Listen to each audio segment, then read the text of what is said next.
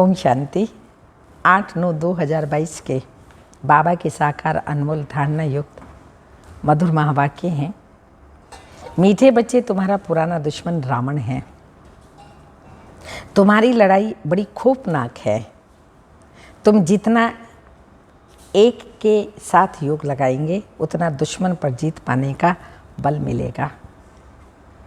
Question: तुम ब्राह्मणों की डिपार्टमेंट दुनिया के मनुष्यों से बिल्कुल भिन्न है। कैसे और कौन से? आंसर है, तुम ब्राह्मणों की डिपार्टमेंट है श्रीमत पर पावन बन और बनाना।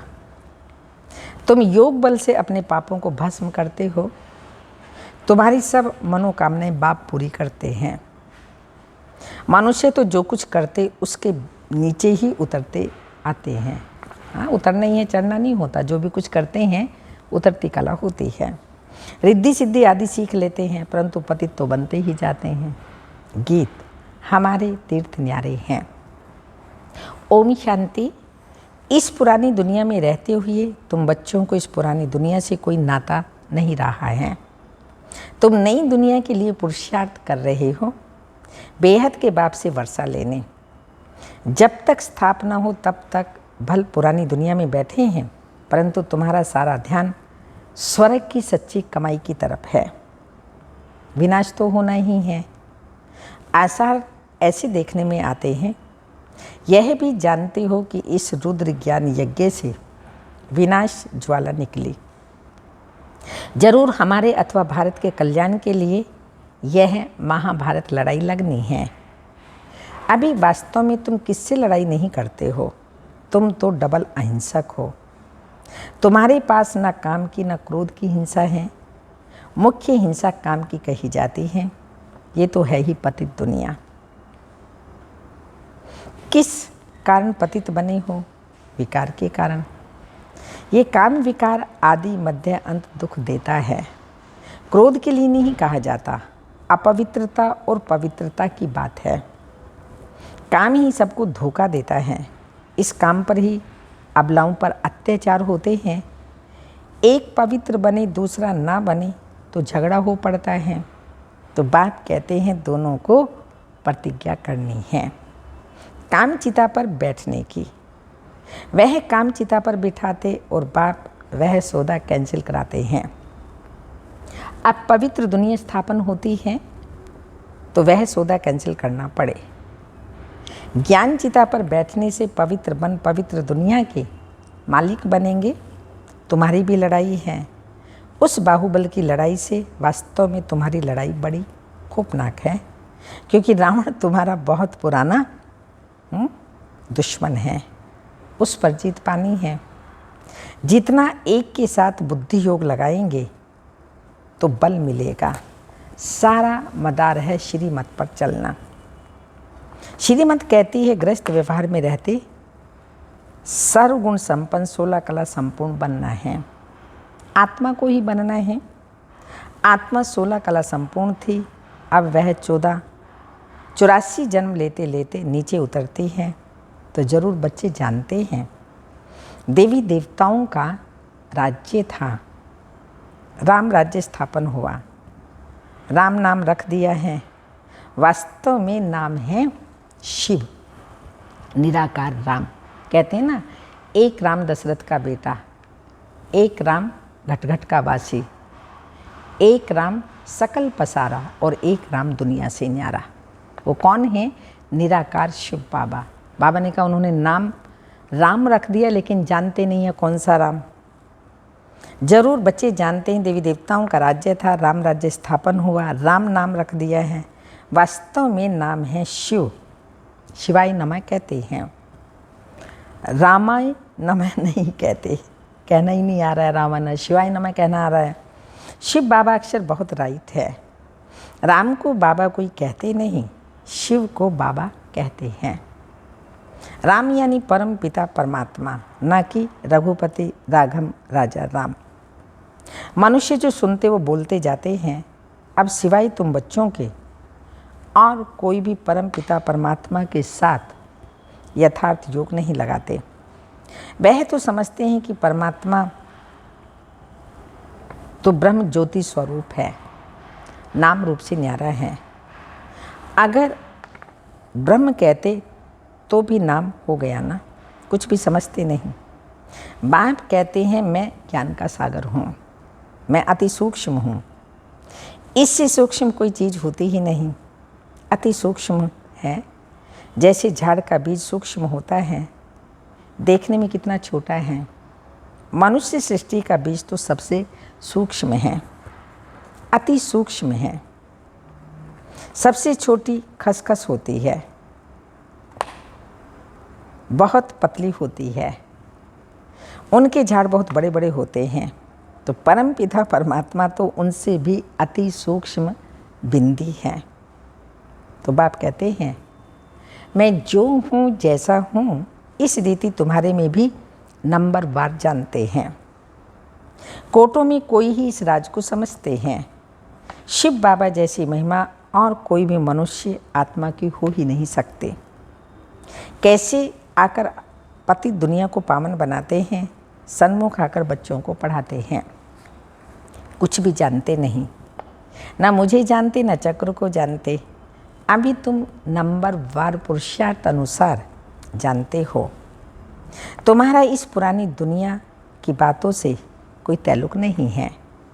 मनुष्य तो घोर अंधियारे में हैं, उनका तो धंधा ही अपना है। तुम्हारा धंधा अपना है। तुम हो गए गुप्त योग बल की सेना, वह है बाहुबल की सेना। उनको तुम जानते हो, तुमको कोई नहीं जानते। वो लोग स्टार पर जाने की कोशिश करते हैं, देखा है तो समझते हैं हम क्यों नहीं जा सकते हैं, हम समुद्र का अंत क्यों नहीं पा सकते हैं।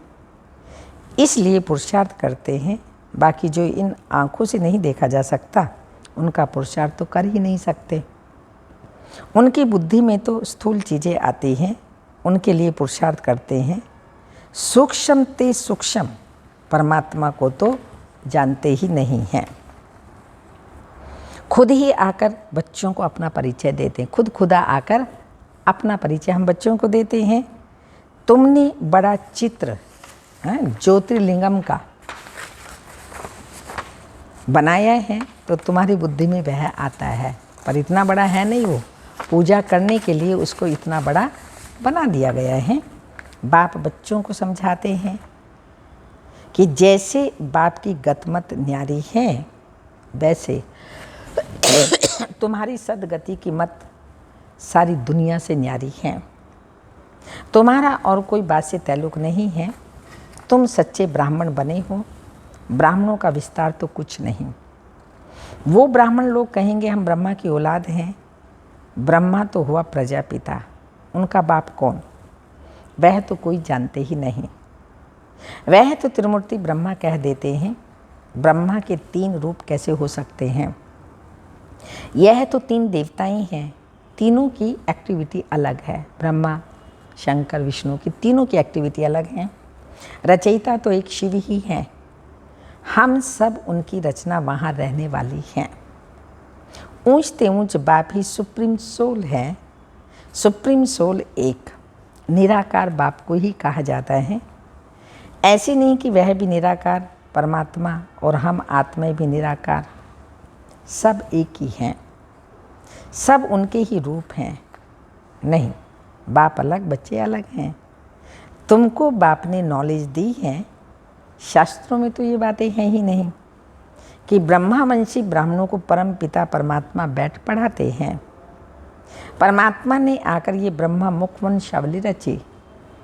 जब चक्र पूरा हो, संगम होता है, तो बाप आकर पतित दुनिया की अंत और पावन दुनिया की आदि करते हैं। तो जरूर संगम पर ही आना पड़े। पावन बनने में टाइम लगता है। आधा कल्प से सिर पर पापों का बोझा है।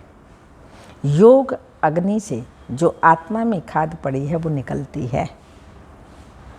तुमको सतो प्रधान बनना है।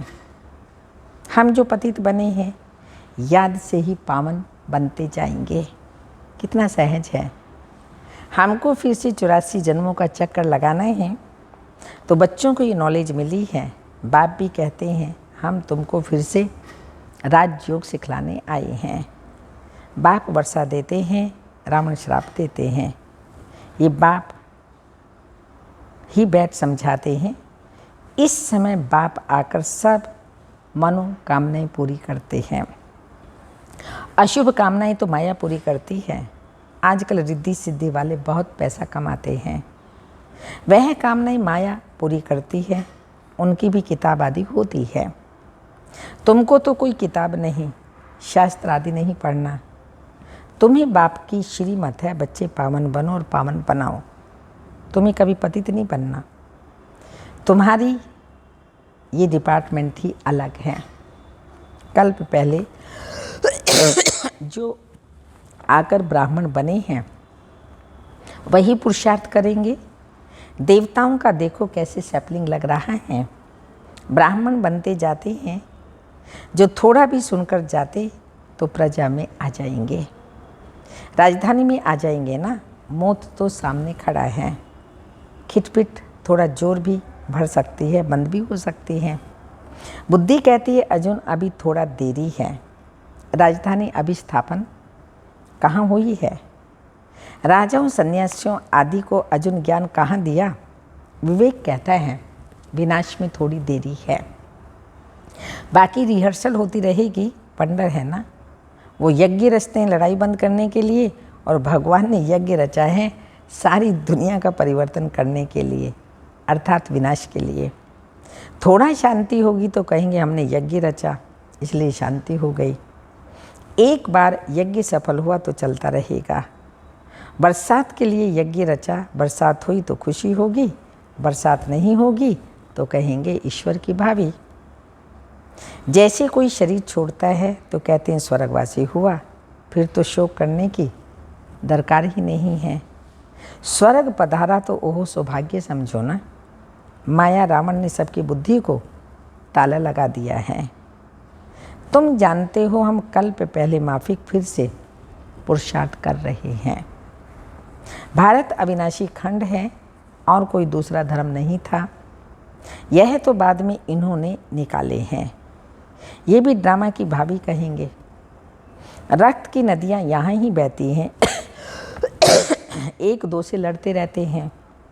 भल भाई भाई होकर बहुत समय से रहे पड़े हैं, परंतु हिंदू और मुसलमान धर्म तो अलग अलग है ना। वह आई ही बाद में है तो लड़ाई इन्हों की आपस में है। तुम्हारा इससे कोई ताल्लुक नहीं है। तुमको अपनी सर्विस में तत्पर रहना है। सिर्फ 3 पैर पृथ्वी ले यह रूहानी हॉस्पिटल खोलना है। फिर धीरे धीरे वृद्धि होती जाएगी। बूंद बूंद से तालाब ऐसा होगा। घर में भी ये चित्र रखो। बेहद के बाप से 21 जन्मों का वर्षा कैसे पा सकते हो। आओ तो समझाएं। मौत तो सामने खड़ा है। अब सिर्फ बेहद के बाप और वर्षे को याद करो। इनको मृत्यु लोग कहा जाता है। बाप कहते हैं मुझे याद करो तो मैं तुमको साथ ले जाऊंगा। तब तो कहते हैं ना मैं कालों का काल महाकाल हूँ। अकाल तख्त है ना, तुम अकाल आत्मा हो जिसको कभी कोई काल नहीं खाता। बच्चे समझते हैं हम इस दुनिया से बिल्कुल न्यारे हैं। यहाँ पढ़ाने वाला भी विचित्र है। आत्माओं से बात करते हैं, आत्मा सुनती है। आत्मा इस मुख द्वारा सुना रही है, आत्मा इन कानों द्वारा सुन रही है। हम आत्मा इस शरीर से यह करते हैं। आत्मा को रसना मिलती है। आत्मा ही कहती है ये मीठा ये खट्टा है। आत्मा में ही संस्कार रहते हैं। आत्माओं को बाप कहते हैं अब वापस घर जाना है। तुमने 84 जन्म लिए हैं, अब ये शरीर छोड़ना है। इनसे ममत्व निकालना है।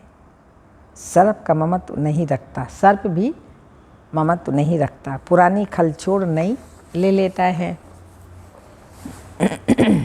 तुम्हारी भी ये पुरानी खल है, इसको ऐसे छोड़ देना है।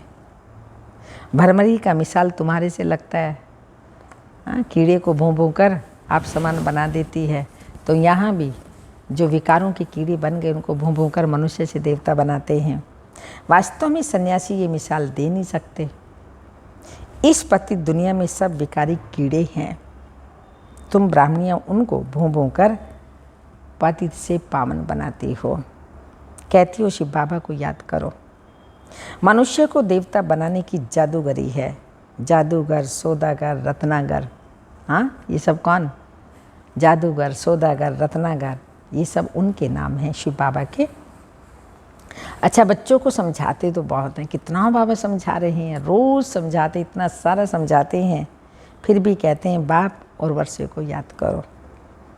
बाप कहते हैं अगर तुम एक बार मुझ पर बलिहार जाएंगे तो मैं 21 बार तुम पर बलिहार जाऊंगा। ये सौदा तो अच्छा है ना। एक बार हम जाएं, वो भी आधा जन्म तो ऐसे ही चला गया। और बाबा फिर हम बच्चों के ऊपर 21 बार बलिहार जाता है। तो देते क्या हैं और लेते क्या हैं? तो कितना बढ़िया सौदा है। तो अच्छा सौदा है ना। शिव बाबा तो दाता है। तुमको युक्ति बताएंगे कि ममत कैसे निकालो। गृहस्थ व्यवहार में रहते श्रीमत पर चलो। इसमें पवित्रता है फर्स्ट। ये रूहानी यात्रा है। सारा मदार यात्रा पर है। मनुष्य तो ढेर के ढेर जिस्मानी यात्राएं करते रहते हैं। हमारी एक ही रूहानी यात्रा है जो रूह बैठ रूहों को सिखलाती हैं। इसमें सारी बुद्धि की बात है।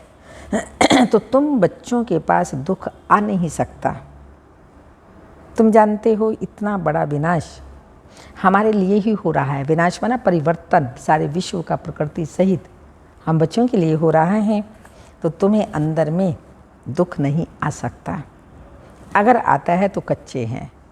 एक्चुअली तो नहीं आ सकता, लेकिन अगर फिर भी आता है दुख तो बाबा कहते हैं आप कच्चे हो। ज्ञान की पूरी अवस्था नहीं है। अच्छा, मीठे मीठे सिक्के लदे बच्चों प्रति माता पिता बाप दादा का याद प्यार। Good morning, diamond morning. रूहानी बाप की रूहानी बच्चों को नमस्ते।